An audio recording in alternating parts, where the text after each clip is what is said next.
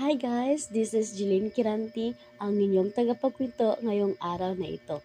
At samahan ninyo akong talakayin ang isa sa mga paborito ninyong alamat, ang alamat ng mangga. At kung paano ko ito ihahabing sa mga makabagong isyu ng ating kalikasan, tulad ng pangangalaga sa ating kalikasan ngayon.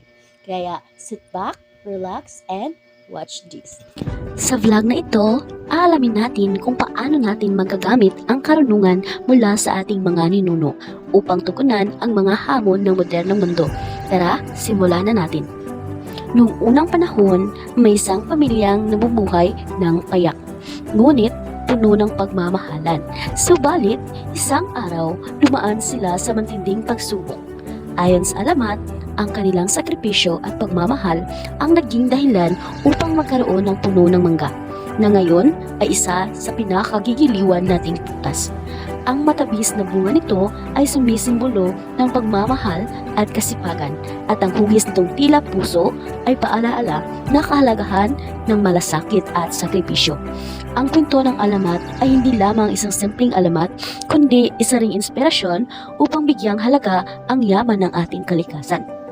Ngayon naman sa modernong pananaw, sa makabagong panahon, tila nakakalimutan na natin ang kahalagahan ng ating kalikasan. Tama ba? Sa kabila ng mga paalala mula sa mga kwento tulad ng alamat ng mangga, patuloy pa rin ang pagkakalbo ng ating mga kagubatan at pagdami ng mga basura na sumisira sa ating kalikasan.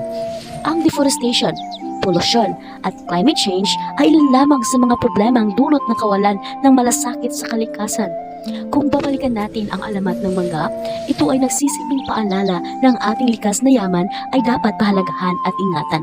Ngunit paano nga ba tayo makakatulong? Simple lang, magsimula tayo sa maliit na hakbang. Una, magtanim tayo ng puno sa ating bakuran o sumali sa mga tree planting activities. Pangalawa, siguraduhin maayos ang pagtatapon ng ating mga basura at sumuporta sa recycling.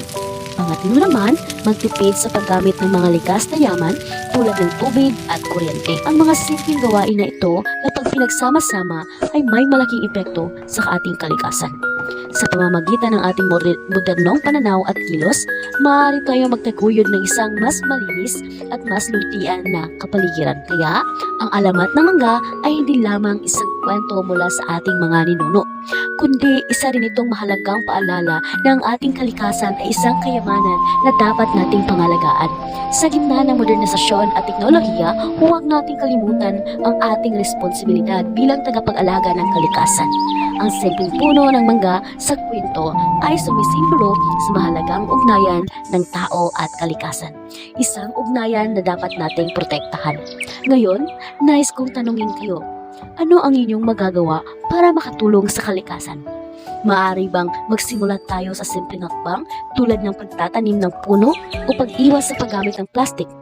Lagi nating tatandaan na ang bawat maliit na hakbang ay may malaking ambag sa ating kinabukasan. Kaya, sama-sama nating panatilihing buhay ang ating mga kalikasan. Hindi lamang para sa atin, kundi para rin sa mga sumusunod na henerasyon. Kung nagustuhan ninyo ang vlog na ito, huwag kalimutang i-like at i-share ito upang mas marami pang ma-inspire at maalagaan ang kalikasan.